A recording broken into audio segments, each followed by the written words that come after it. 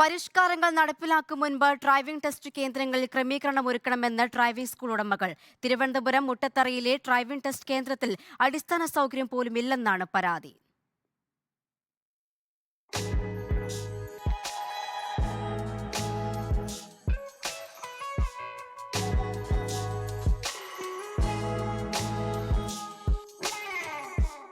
ഇത് ഇരുചക്ര വാഹനത്തിന്റെ ടെസ്റ്റിനായി 8 എടുക്കുന്ന സ്ഥലമാണ്.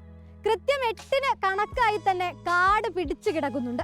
തിരുവനന്തപുരത്തെ ഡ്രൈവിംഗ് ടെസ്റ്റ് നടക്കുന്ന മുട്ടത്തറയിലെ ടെസ്റ്റ് ഗ്രൗണ്ടാണിത്. എച്ചും 8ഉം ഒക്കെ ഉണ്ടെങ്കിലും അടിസ്ഥാനമായ സൗകര്യമില്ലെന്നാണ് പരാതി. ഇവിടെ വന്നു കഴിഞ്ഞാൽ എത്ര മണിക്ക് ഇവിടെ വരുന്നോ പോകുന്നത് വരെ ഒരു നിപ്പ് നിന്നോളണം. ഇരിക്കാനായിട്ടുള്ള യാതൊരു ഫെസിലിറ്റീസും ഇല്ല. പിന്നെ ഒരു കമ്പി വെച്ചിട്ടുണ്ട്. ബസ് സ്റ്റാൻഡുകൾ ഇവർ കെട്ടിയിടുമ്പോൾ ഓരോ കമ്പി 1-2 കമ്പി ഇവിടെ വെച്ചിട്ടുണ്ട്. ആ കമ്പിക്കകത്ത് വിശന്നിരിക്കണമെന്ന് ചെന്ന് കയറി കിടത്താൽ നടുക്കൂടാവും തറയെ വീഴും. ആരും ഇരിക്കാറില്ല.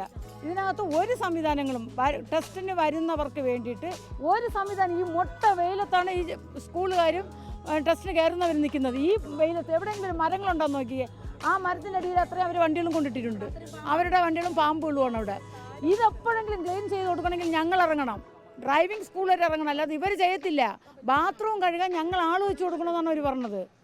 അവർക്കും കൂടെ പോകാനായിട്ട് ബാത്റൂം കഴുകാൻ ഞങ്ങൾ ആൾ വെച്ച് കൊടുക്കണം. ആ ബാത്റൂമിനകത്ത് ഓടുന്നത് പാർവതി പുത്തനാറിലെ വെള്ളമാണ്. ഡ്രൈവിംഗ് ടെസ്റ്റ് പരിഷ്കരണത്തോടല്ല ഇവർ എതിർപ്പ് പറയുന്നത്.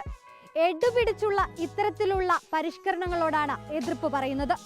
ഡ്രൈവിംഗ് ടെസ്റ്റിൽ മാത്രം മതിയോ പരിഷ്കരണം? ഡ്രൈവിംഗ് ടെസ്റ്റ് കേന്ദ്രത്തിലും വേണ്ടേ പരിഷ്കരണം എന്നാണ് ചോദ്യം. തിരുവനന്തപുരത്തെ സർക്കാരിന്റെ കീഴിലുള്ള മുട്ടത്തറ ഡ്രൈവിംഗ് സ്കൂൾ കേന്ദ്രത്തിലെ ഈ കാർഡ് കാണിച്ചാണ് ചോദ്യം ഉന്നയിക്കുന്നത്.